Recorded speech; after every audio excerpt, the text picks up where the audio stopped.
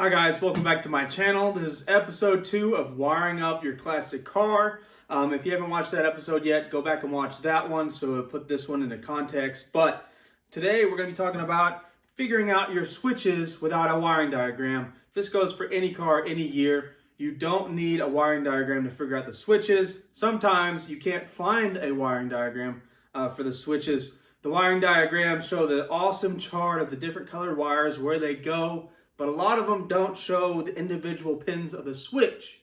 Now, when it comes to putting in a generic wiring harness into any car, I use the same wiring harness for any car. Obviously, the switches, how they work, what the prongs do, they're going to change from car to car.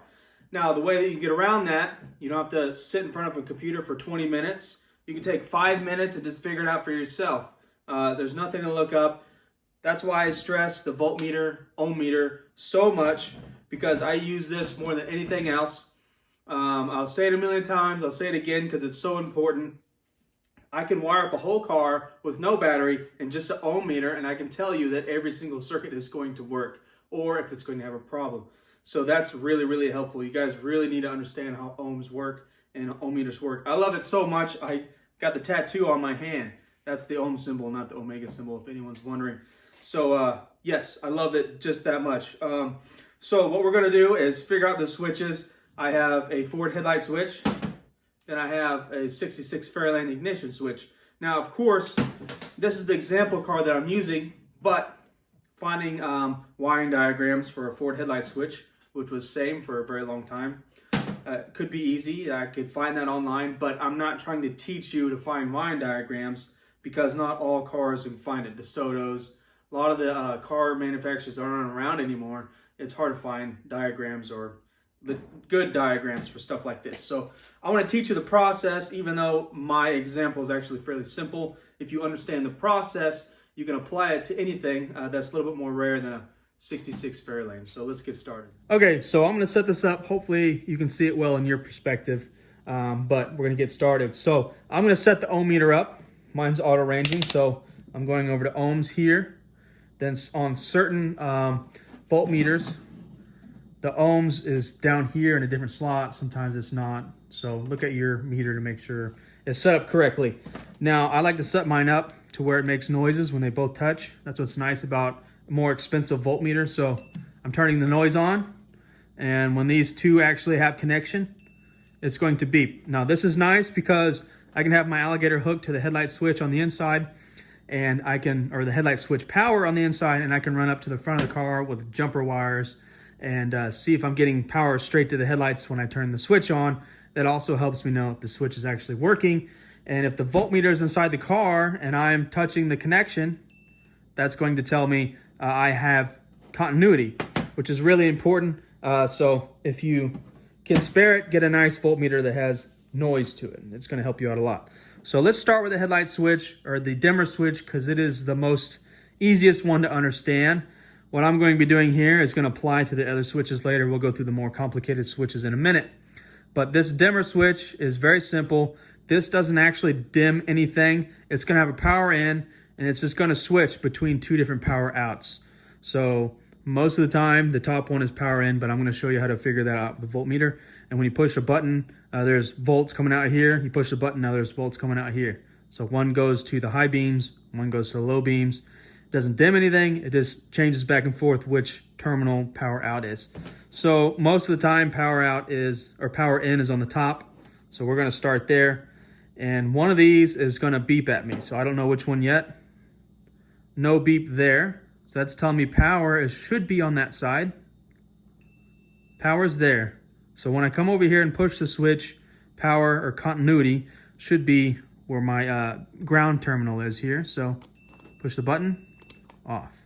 So let's say this is high beams. High beams are off, high beams are on, high beams are off. We just guaranteed that this switch is working, and we figured out what these need to be. So that's going to be the power in, and it doesn't really matter which one you determine high beam and low beam is.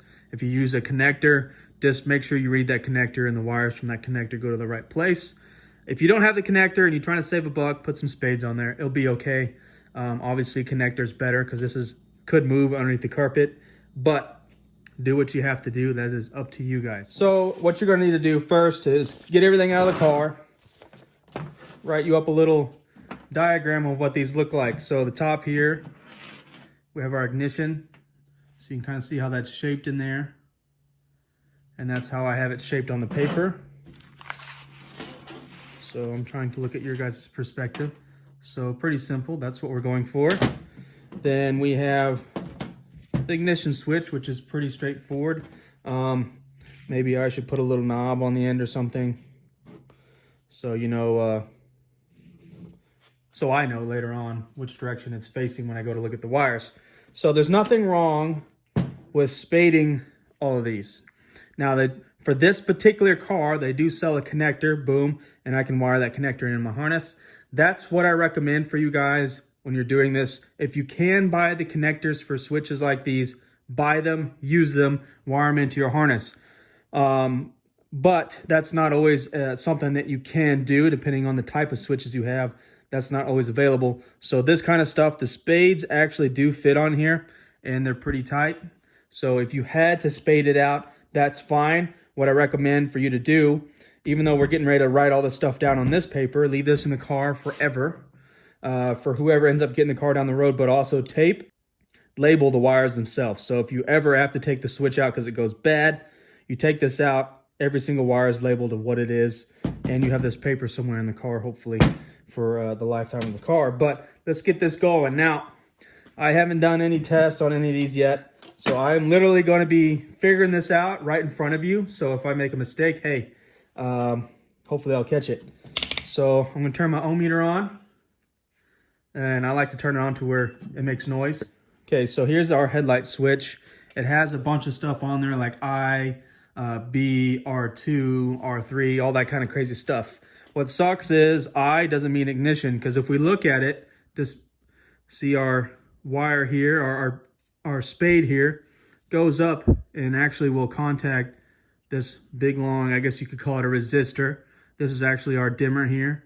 So you can see how it gets brighter and brighter because there's less coils. Then as we get right here, that's a direct connection. And it directly connects into that spade right here onto that brass tab. So what that tells us, since that goes through a giant coil, and that's most likely a resistor, this is how you're going to dim the headlight switches on and off, or your instrument cluster, I'm sorry. This is how you're going to dim the dash. So this is dash lights off because there's no connection right there. And as we spin it, there's a lot of resistance. They're very dim. It gets brighter, brighter, brighter until it gets direct connection. And now the dash lights are bright. So that tells us, without even using the ohm meter, by just looking at the switch, that's for instrument panel. That is not ignition. So watch out for how these are labeled, guys. That could mess you up. Oh, that's ignition, and just go from there. No, you need to do your due diligence, and we could actually check that and see what our resistance is like. So we know exactly what that is. Let's go ahead and label that on our paper. That's the easiest one to start off with. And we'll get into the harder stuff here in a second. So INST is a pretty common abbreviation for that. Now let's get into the harder stuff. Now I'm going to cheat slightly just because I've done it so many times, but the example and the theory is what I'm trying to teach you. So let's go straight to our ignition here, and the switch is all the way off. So make sure you have the rod in here. Switch is all the way off. Now let's figure out if we have any power anywhere. So this bottom one is going to have power also when the switch is on, or when the switch has applied power, okay? So nothing else should have any power. This is a new switch, so I know it's going to be working good. Hopefully it works good. There shouldn't be power anywhere else. So I have power nowhere. Let's go to park lights, which is the first tab out. Okay. Now, whatever turns on now is our park lights. Oh, well, we already know that one. That one has power no matter what. So that's a new one there. So we have those two. And our instrument. Oh, let's turn the instrument cluster on. We want it to have power when the park lights come on. No power without park lights. Okay? park lights, instrument cluster is on. So we need to write down what has park light power. So this could be more things. I could run these lights over to some aftermarket gauges. So what's great about doing this yourself is you can run it how you want to run it. You don't have to worry about how it's supposed to be run, other than making sure everything has a relay over it and we're not running a bunch of loads through the switch. But so these two right here, we got two that have park lights.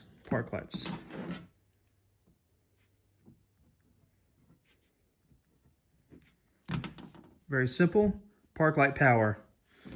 I could put plus, you could put power. This is really for whatever works for you. You don't have to do it exactly how I'm doing it. As long as you make notes to where you go back 3 days from now, 2 weeks from now, you understand what you're saying. Now let's go into headlight power. Now what has power for the headlights? That's new. You got nothing there.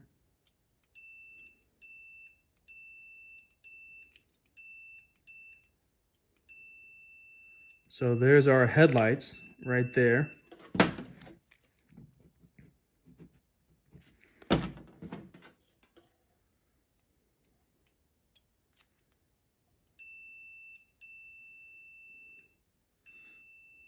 Okay, so I'm gonna write B+ here so I can have these slots filled in. And I'm gonna give myself a little connection there so I can tell myself mentally those two connect. Okay, write whatever notes make sense for you. Now I need to figure out which one of these is gonna go to my park lights when the headlights are on. So if you look here, we labeled that park light. So that's gonna have lights on when it's just park lights, but when we turn the headlights on, it goes off. We want park lights on with the headlights on, so this one here has to be the park light power. So I'm gonna write, let's see, I'm gonna X this one. So it's only the first step. That's what I wrote. You probably can't read it, but I need to just understand for myself. So that I'm gonna use this one for park lights because it's on during both connections. And let's see what that top right one is. I think we had one that didn't do anything. Let's see.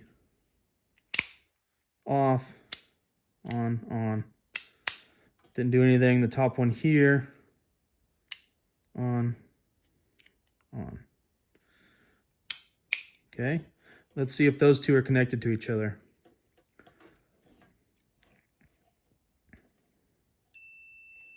So those are connected right now. Connected.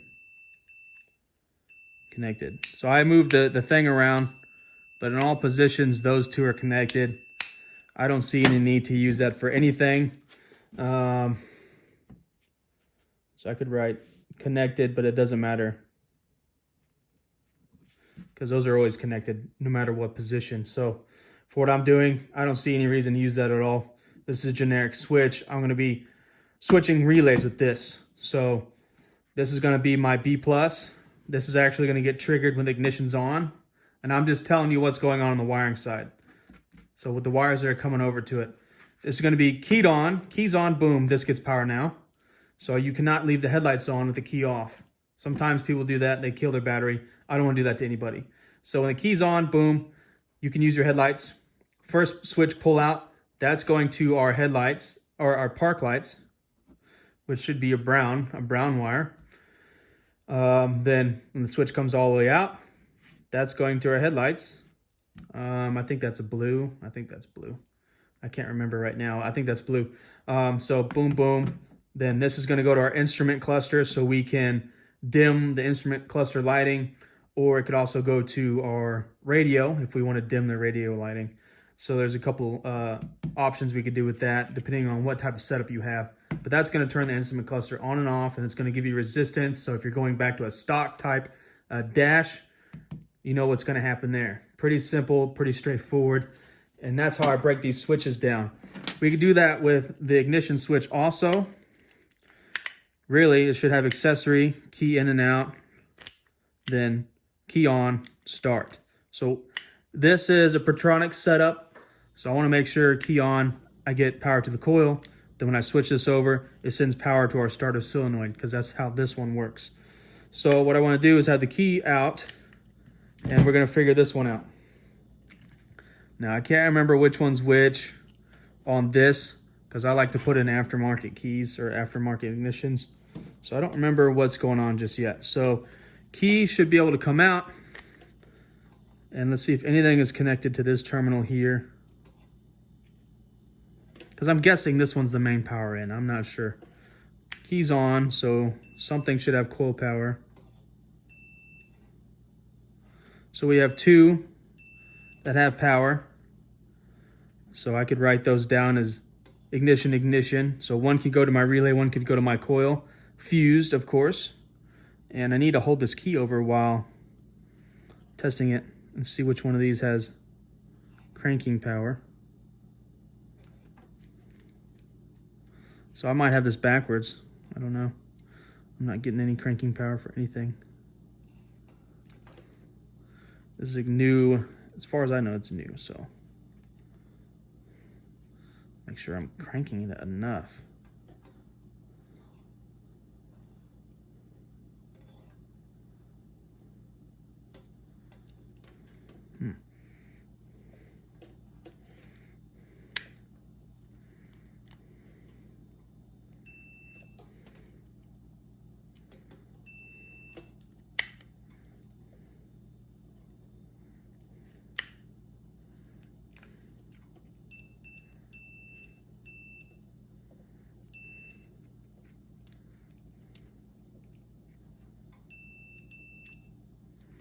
Okay, so I figured out what works. I don't know what it's supposed to be, but I figured out what works.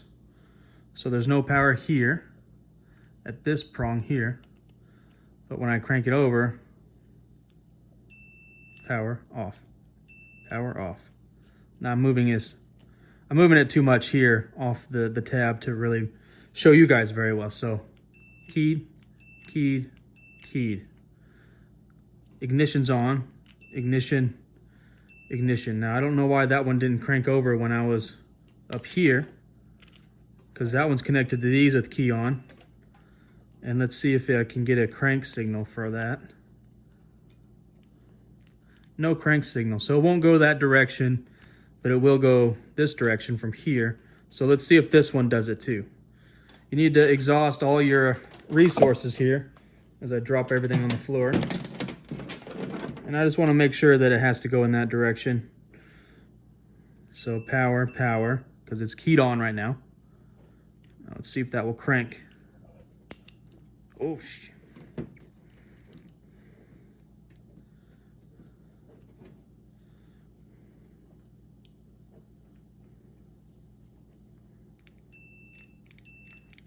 So I guess it doesn't matter from these two tabs here. So one of those has to be ignition. The center one is just a power out for ignition. So let's write that down while I'm still thinking about that. So I want to make this one power in because it's standalone.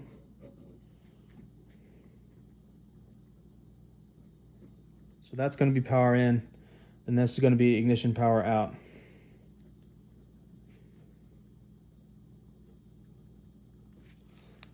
Now, yeah, you probably can't read my handwriting very well, but that's not the point. It's the point that you guys are figuring this out. Figuring out how to do it yourselves here. And this one's crank. Starter, I guess. Starter, crank. Starter, crank. Boom. And I don't care what this one does, because I won't need that. Now, I apologize if this was a lengthy episode on just switches, but it's important theory. Doesn't work just for the switches, it works for your wiring harness in total and complete. You can check every little thing if you understand how to use the ohm meter.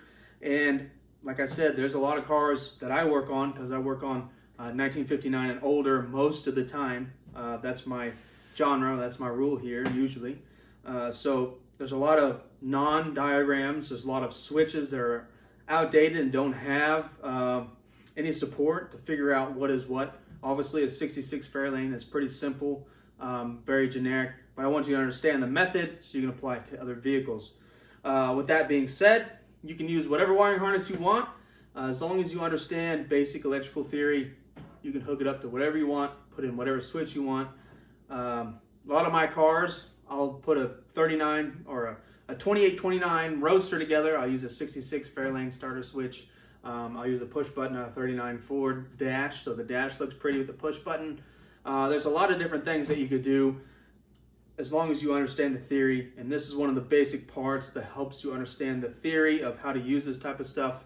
Then you can go crazy like I do and just put random parts in everything because you know it's going to work because you know how it all talks together. So hopefully you guys are enjoying this little electrical series that I'm doing, and I'll go over the steering column, how to wire it up, because it doesn't matter what steering column you have. You can use the blinkers for anything. You can use aftermarket blinkers. I'll show you what that is. Yeah, aftermarket blinker switch. You can put it in any car and stuff like that. You can use any column you want in any car and any blinker switch you want in any column. So as long as it fits together, we can figure out the wiring, and I'll show you how. So thank you for watching, guys. Now that you got this information, go out in your garage and get your shit together.